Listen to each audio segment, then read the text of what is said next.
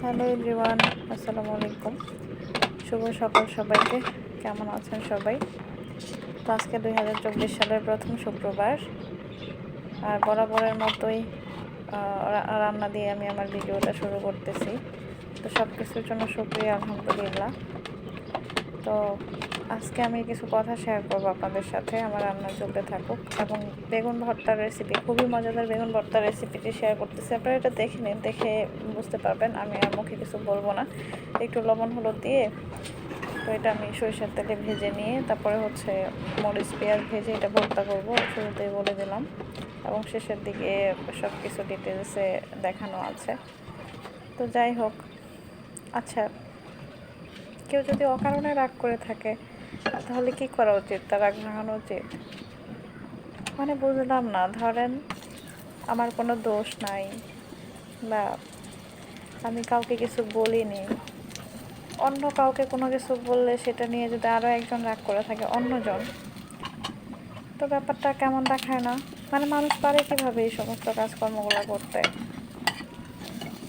আর অযথা যদি কেউ রাগ করে থাকে তাহলে আমার কী করা উচিত? আমার কি তার কাছে গিয়ে বলা উচিত যে না, তুমি রাগ করো না, করো না? না, আমি এটা করতে পারি না কখনো, আমি এটা করবও না কখনো।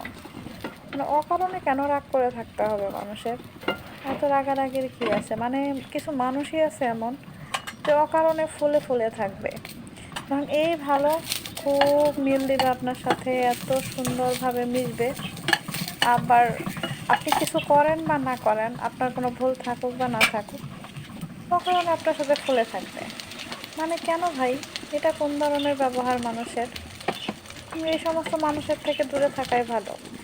বিশ্বাস করেন, আমি সবসময় ভাবি যে এই সমস্ত মানুষের থেকে অনেক দূরে থাকবো। মানে আমি সবসময় ভাবি এটা, কিন্তু হয় কি, ওই যে পারা যায় না। কেন পারা যায় না? থাক, এটা না বলি।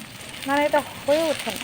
আমি দূরে থাকতে চাই, চেষ্টা করি, কিছুদিন থাকি, 6 মাস 4 মাস, আবার দেখা যায় যে কি সুন্দরভাবে তারা এসে মিলেমিশে থাকার জন্য এমনভাবে ভাব নেয়, নিয়ে কী করে আবার সেই নতুন আরেকটা গসিপ শুরু করে, নতুন আরেকটা কাহিনী শুরু করে তারপরে হচ্ছে আবার ফুলে ফেলে থাকবে। কেন ভাই? তো 2 দিন পর পর তুই রাগ করবি, আর 2 দিন পর পর তো রাগ ভাঙানোর দায়িত্ব কে নিচ্ছে? আজীব মানুষ দুনিয়াতে মানে আসলে থাকে। ওহ, বিরক্তিকর। যাই হোক, আমার বেগুন ভাজি হয়ে গেছে। এখানে আমি হচ্ছে পেঁয়াজ এবং মরিচটা ভেজে নিব। মানে মাথা মোথা আসলে আজকে খুব গরম আমার, বুঝছেন?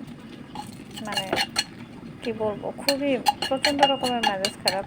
সেটা নিয়ে ভয়েস দিচ্ছি আমি, আশা করি বুঝতে পারবেন। তো মরিচটা ভেজে নিয়ে সেখানে আমি পেঁয়াজটা ভেজে নিচ্ছি হালকা। খুব বেশি ভেজে নিব না, আমি হালকাই ভেজে নেব, কারণ কাঁচা পেঁয়াজ দিয়ে এই ভর্তাটা করলে ভালো লাগে না। তো পাশের চুলায় রান্না হচ্ছে। আমি এখানে হচ্ছে গরুর মাংস রান্না করছি আজকে, সেই সাথে টমেটো ভর্তা এবং বেগুন ভর্তা। তো বেগুনগুলোকে ভেজে নিয়ে আমি বেগুনের যে উপরের চামড়াটা সেটাকে ছাড়িয়ে নিব।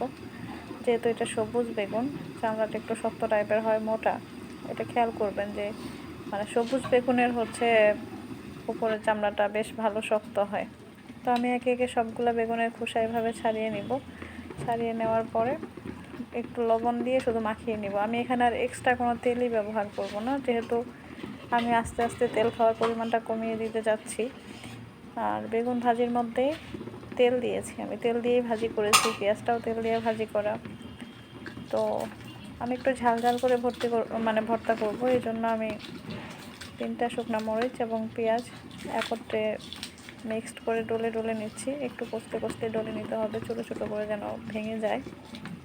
তারপরে ঝালটা বেরিয়ে আসলে আমি এগুলা সবগুলো একসাথে মিশিয়ে নিব আর কি।